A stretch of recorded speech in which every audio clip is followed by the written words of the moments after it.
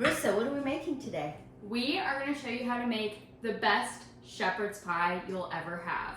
Okay, so we have all of our ingredients here, and Mom's going to walk us through exactly what we need. Okay. So what do we have? Okay, so we have some beef short ribs here, and we have our onion, rosemary, thyme, carrots, celery. We have wine that we've got to add. We've got some tomato paste as well, and in the back I have some stock going as well. Let's get started. Okay, so the first thing I'm going to do is I'm going to season these short ribs. So salt, and you can be quite liberal with them as well. So we have a pan on high heat. We're going to add some olive oil, and basically we're going to sear our short ribs. Okay, so smoking, so that means it's nice and hot. Hear that sizzle? It's really lovely. That's what you're looking for. And in they go.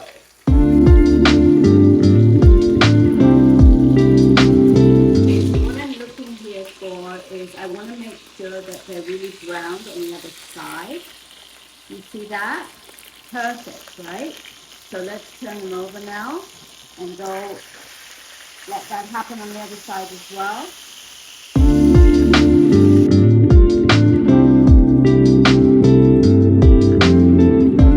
Okay, so we've taken the ribs out.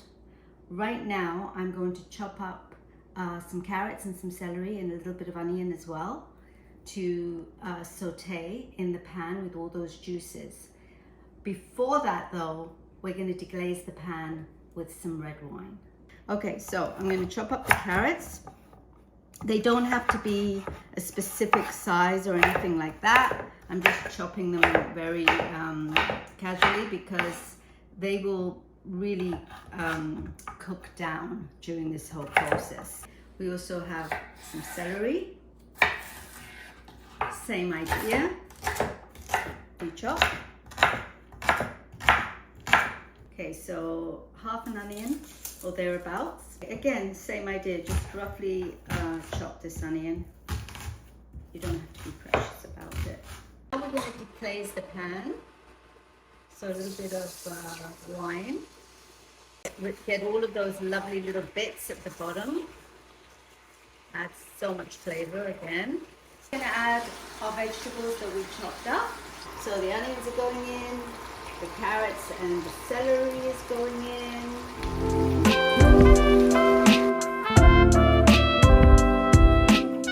What we're looking for here is just to slightly soften them, okay? They don't have to be, browned or anything, just slightly softened. So give it a few minutes.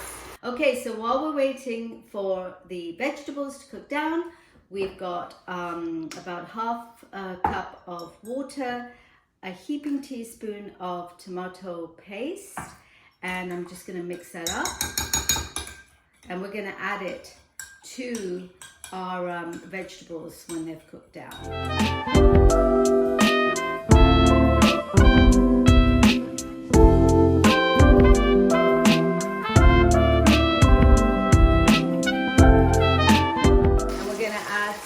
Rosemary in there, just nestled in, a few sprigs of thyme as well. At this point I'm just going to reseason. It's always good to reseason as you go. And now we're going to add our stock, which what I've done with the stock is I had made a gravy earlier. I've added the stock to the gravy, so it's made it kind of looser, because this is going to cook down for hours. So just so that you know that. So first thing though is the wine goes back in, again for flavor and richness. Here we go. This is about a cup of wine, more or less. Okay? I have about 2 cups here of our mixture, our gravy with our stock. Okay? And what I'm looking for is, you may need less, you may need more. I just want to cover it. It doesn't have to be completely covered, but just like this, that's perfect. So it's not even 2 cups, it's probably about a cup, just over a cup, okay, for now. But keep this because you may need it later on in the baking process. Okay, so I'm going to cover this now.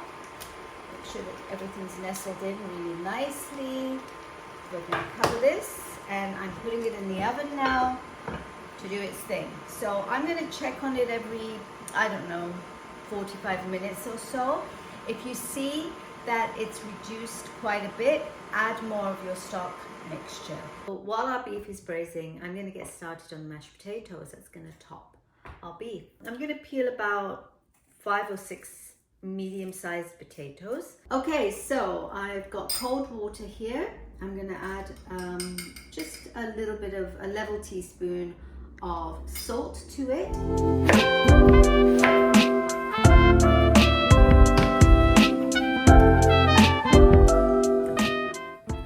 Okay, so I'm filling up my ricer. If you don't have this, this is fine. You can just do a really good job mashing away.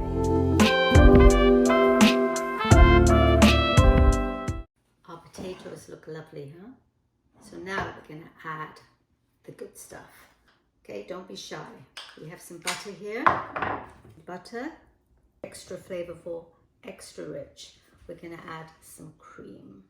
Okay. Season. We've got our salt, pepper. So we just checked the beef. It's looking really good. Now is the time to add your vegetables, whatever vegetables you want to add. I'm just going to add more carrots. You can add whatever you want. You can add peas with it if you want. You can add some squash if you want. We're just going to go with the carrots for now. Look at how luscious this looks, guys. Doesn't it look great? And you see this? It's just pulling apart. It's great. So now I'm going to pull it apart. I'm going to put it all on a sheet pan and then bring it back.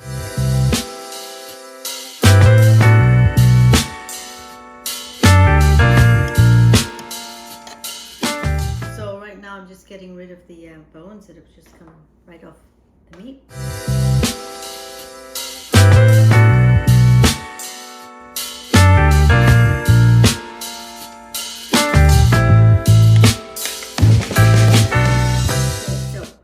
Spreading it across the top. We're just waiting for the potatoes to brown and get a little crispy on top. So our shepherd's pie is done and it looks delicious, if I say so. And I think it's time to dig in.